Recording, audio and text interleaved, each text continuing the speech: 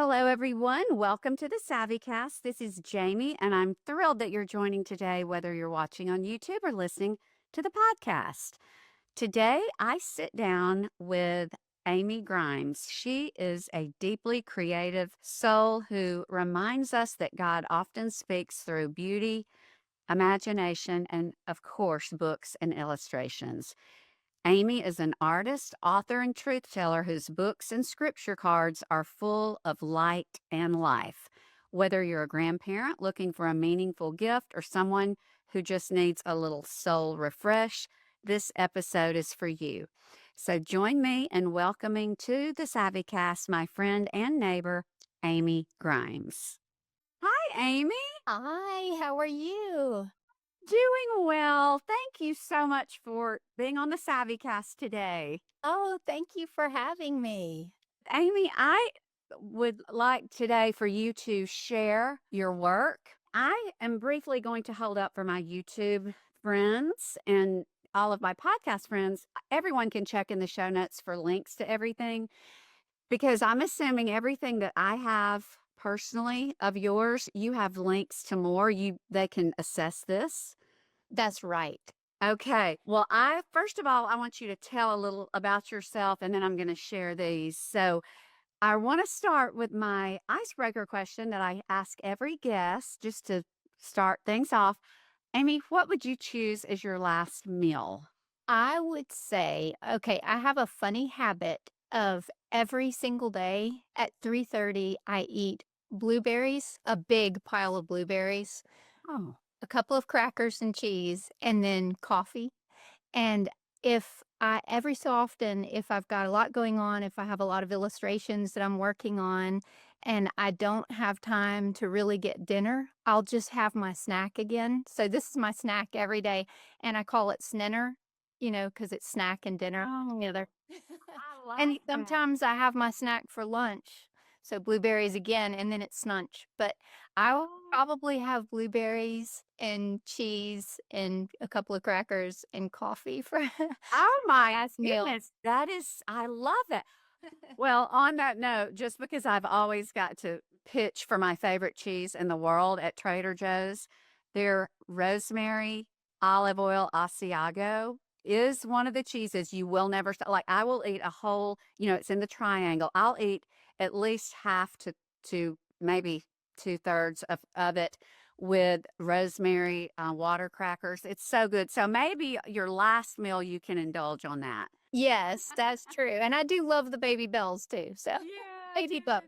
yes, yes. Okay, Amy, can you tell us, because I've always been a lover of books, and of course, a book with illustrations is something I think that can capture the heart of children at an early age because it did me. I was an avid reader, and I still remember specific books, specific illustrations. What got you started in this field? Were you a child like I was, or what prompted you to take this path? Well, I loved books, yeah, at an early age, thanks to my mom introducing me to the C.S. Lewis books, The Chronicles of Narnia. And then she read me these wonderful fairy tales by a Scottish writer named George MacDonald. He was a big inspiration to C.S. Lewis. And so I read those fairy tales, and those really inspired my make believe. So we lived right at the edge of a really beautiful forest. And so I would play there every day and I would make believe based on the stories that my mom had read to me. And it really developed my imagination. And the neat thing was that it also developed it in a way that really prepared me to know God.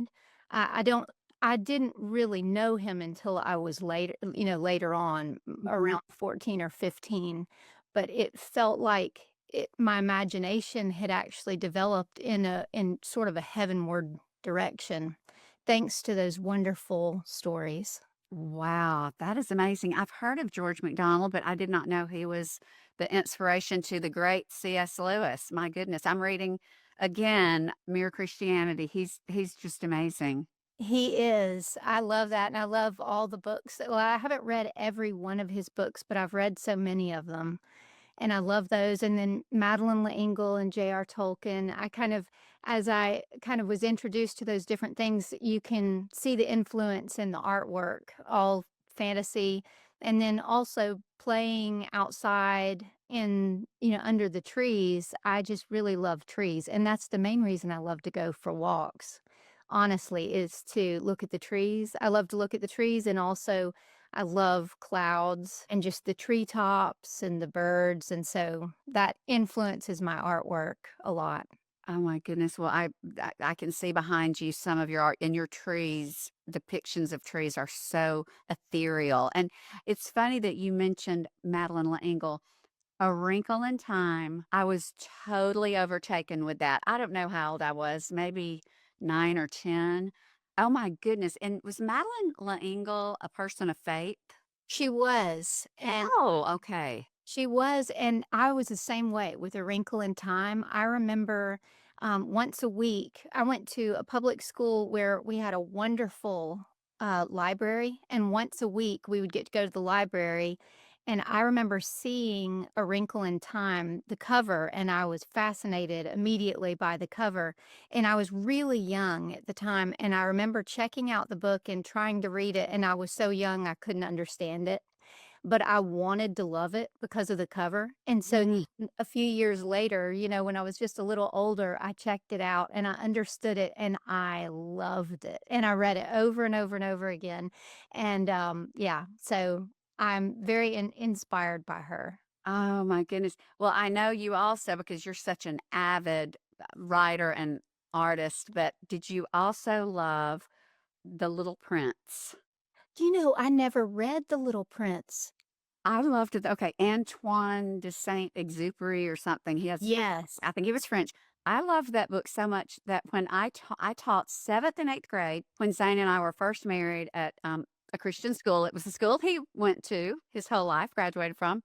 And I made I wanna say my 8th graders, or maybe the 7th graders, I made them read that. It's magical, and the Oh my illustrations, and also think that's a perfect gift for someone who's having a grandson, although it would be great for anyone, but Oh, that's good to know because I just had, like, my first grandson just a few weeks ago. So, congratulations! I thank did not know you. that, Amy.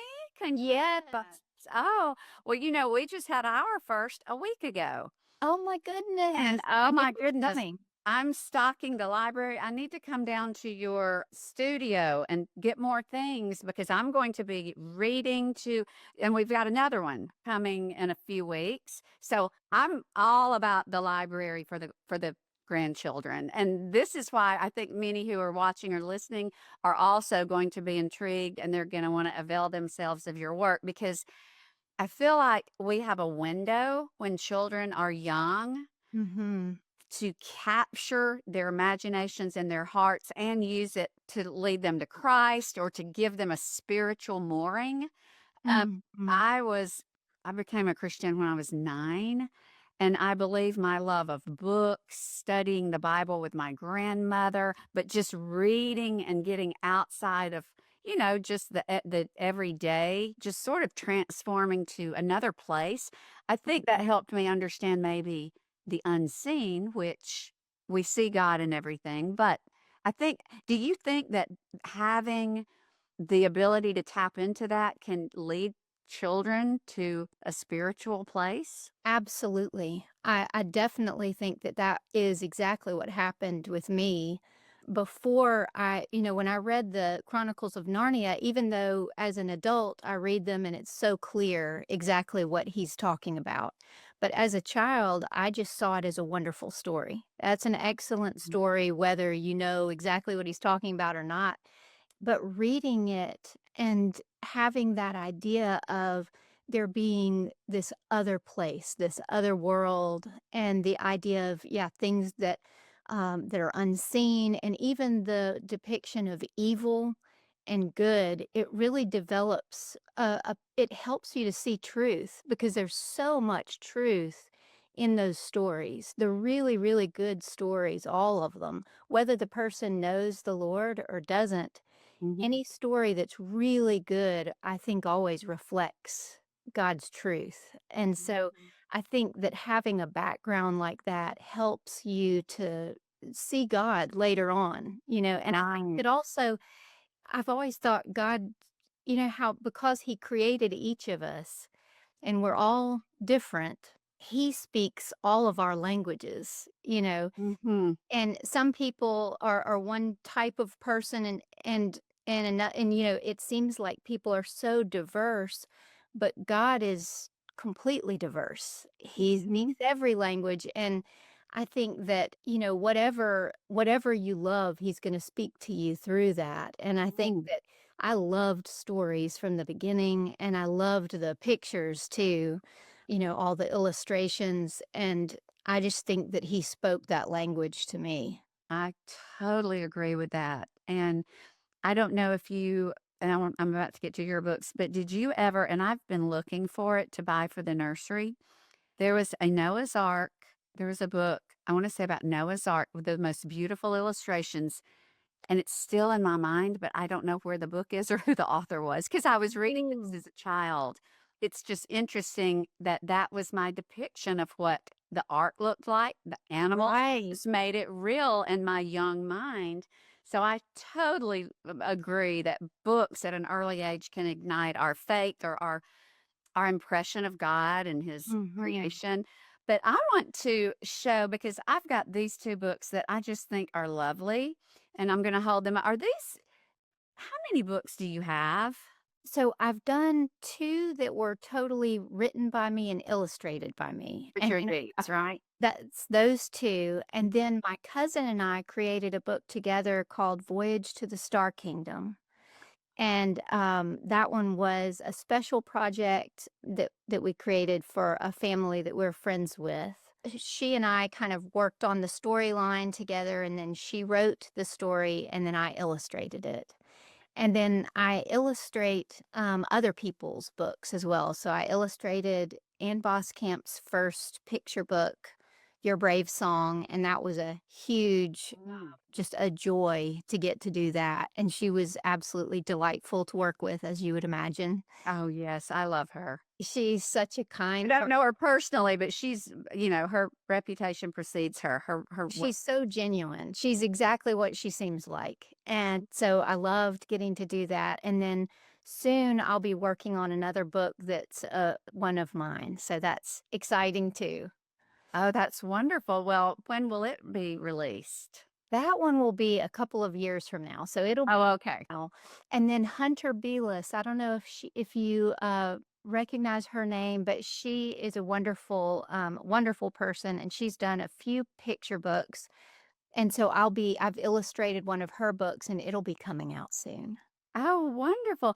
Is there a place that those who might want to keep up with your work, keep up with that, are where would you recommend? And we'll put it in the show notes for the latest on what you're doing. The very best place to see what I'm working on is on Instagram. So I am on Story Paintings. If you look at Story Paintings, that's my name that I go by for my Okay. business. Okay, story paintings. Okay, I need to.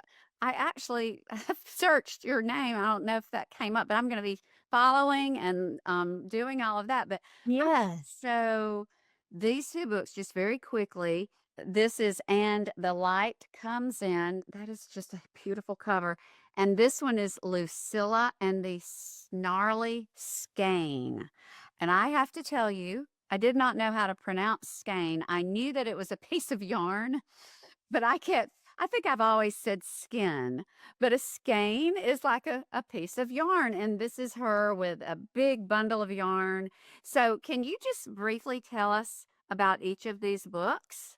Yes. So, and the light comes in was the first one that I ever did. I kind of worked on it at the same time that I worked on Voyage to the Star Kingdom. So they were pretty much being created at the same time.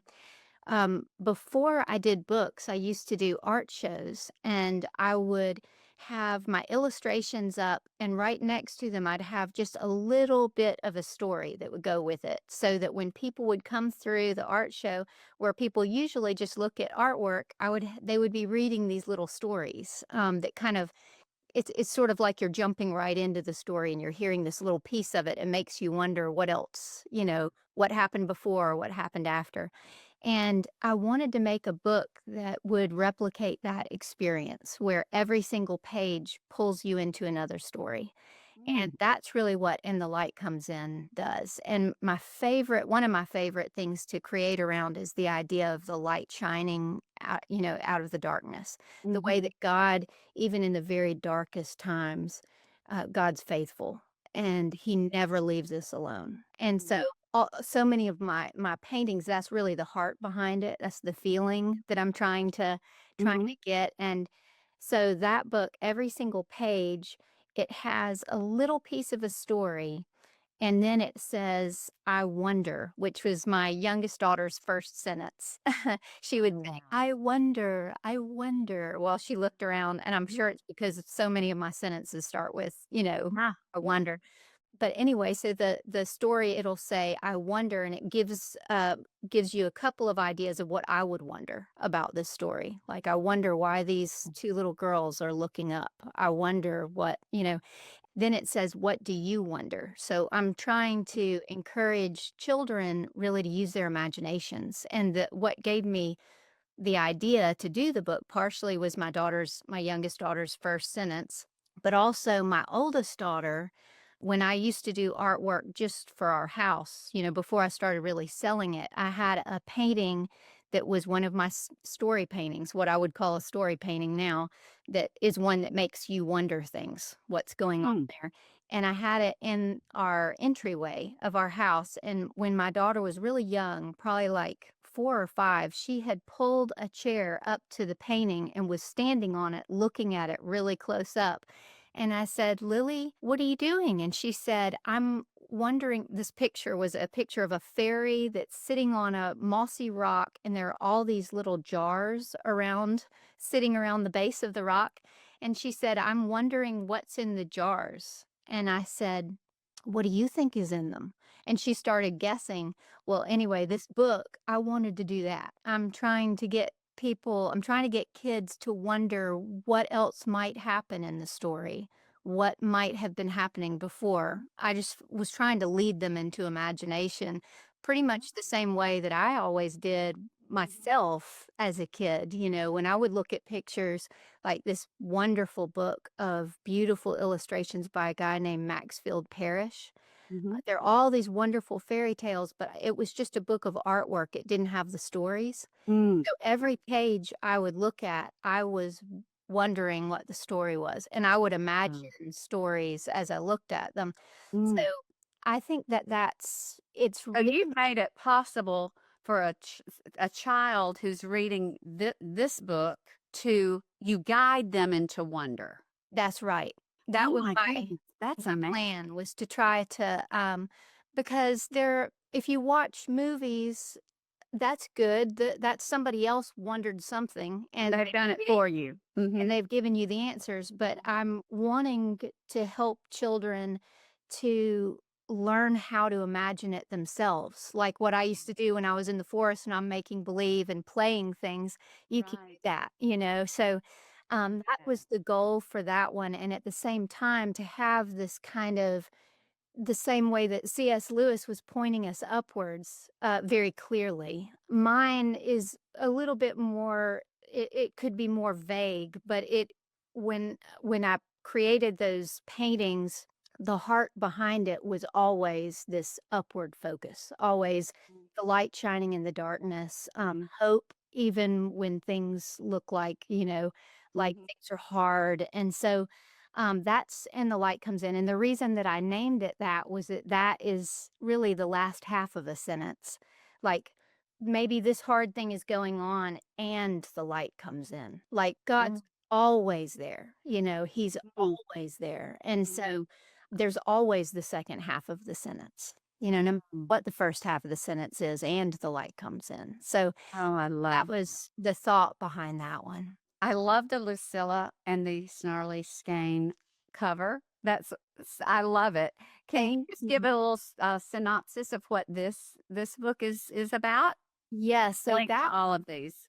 Okay, great. So that one, I had been thinking about a lot of the time my ideas come when I'm praying, when I'm going for a walk, because Mhm. I'm walking all the time. So I was Mhm. walking and I was praying about some things that were really hard that were going on. And I was feeling anxious, very anxious. And this idea came to mind of how anxiety feels so much like a big knot, like a big, I Yeah. could just see that big knot of yarn. And the temptation, I think, when you're really anxious, is to spend all this time trying to untangle this yarn and lay it out all nice and neat so that finally you can go, there, that's what I was thinking, and then you can walk away, but the problem is, if it's a really, really big knot of yarn, like it's something that you really can't comprehend, that Mhm. no amount of thought is gonna get you to the answer, you just get tangled up in it. Yeah. In those instances, the only thing that I think really is hopeful and helpful, I mean, it's always great to talk to a counselor and to do things like that, but I think that the most helpful thing is to know that God sees everything in order when I can't. Like, he's Mhm. never confused. He He's doesn't see the knot. He sees yeah. the reality of the picture. All of it, he sees the Ah. whole thing, and so I may not be in a place where I can understand this whole thing, but I can trust the one who understands all of it, And so, Mm. the verse, I'm forgetting, it may be Psalm 139, but where it talks about even the darkness is not dark to him. Mm. The night is as bright as the day. I Mhm. may be getting some of those words wrong, but that idea of God is not confused, and Mhm. he's the one who I'm with, who I'm trusting. Right. And so that's the idea behind that one, is that anxiety, and I was hoping that it's a fun story, it's an interesting story. The main girl is usually your main character is the hero. In this case, she's more, I mean, she is in that she is, she's the main character and she's gotten all tangled up, but really this character who is the king of the forest is the hero in the Mm. story. And just kind of reminding you of how God's God's the hero of our Oh, story. yeah. Yeah. I love it. And I've got to show because this is another thing I highly recommend, because if you've got children or grandchildren, these scripture cards that like each one of these, well, they're first of all on such high quality. I mean, this is nice paper. And you have the most beautiful illustration. Honestly, I would frame these and make a collection on the wall out of these. They're so beautiful. And then you have the verse on the front, and then on the back, this is this your insignia? That's right. And then you tell what version of the Bible. But these do you okay, I just have to ask you, I haven't been to your studio because I'm in the process of outfitting the nursery, decorating the nursery, and I want spiritual art. One of my best friends, she does faith-based art. This is faith-based art, your books and your scripture cards. What else, and we can go to your website and I'll direct people there, but what else do you have as far as things, pictures, art that you can put in a nursery? These are beautiful and I could frame these, but they are a little small. What else do Right. you have? So I have prints of a lot of my artwork. Oh, okay. So I do make those, and then I do have original artwork. Sometimes I'll do commission artwork where someone will tell me, like I've got some clients who are some of my favorite people. They have hired me over and over again to have their children in a story painting, and they'll tell Oh. me kind of the idea that they want. Maybe they want them on a voyage. There was one couple who hired me to put their children in a voyage that's the idea of kind of the voyage through Earth, like their earthly voyage up to heaven, this kind of Mm. idea, to the celestial city. And so I did three paintings that all kind of have this, that kind of thread running through it. Some other people who had hired me who I love, they asked me, "We want you to put the kids in this adventure." And they give me a lot of freedom. They tell me a lot of time what they want it to be something that's encouraging to look at. And one of the times they said, "We'd like it to include a dragon." And I said, "Okay, do you want this to be is this a dragon that they're fighting, or is this a dragon Good dragon. that's friendly? And he said, "Either one. It's up to you." So I prayed, and I always pray. I'll go for walks, and I think about whatever somebody's hired me to illustrate, and I pray about it, and just start imagining. The pictures just kind of come, and I wait until it's a picture that feels powerful to me. Because sometimes it'll be a Mm. picture, and then I think, yeah, no, that's not really doing it. It's not saying what I want it to say. But once a picture comes to mind that really says what I want it to say, then I start sketching. And Oh my um, goodness. But and you take the children's likeness and just very, I or mean, you can do it very either way. slightly. Like Okay. it looks like them. I do get them to send me a picture so that it has a general look. Similar. Mhm. It's definitely, it's just like in the illustrations like that you see behind me. Right. Right. It's going to favor them somewhat. I used to be a portrait artist, so I can make it look exactly like them, but then it doesn't look like a picture book anymore. I try to make Oh, it goodness. have a picture book look. And but then sometimes people will tell me what the messages they're trying to get Mhm. across. Like they want it to feel like um, everything's going to be redeemed. I want Mhm. something that says that. Mhm. And then I tell them to look at my other artwork, tell me what you're most attracted to, tell me what colors you tend to go towards over and over again. And that helps me to know what is it that this person, what speaks to them.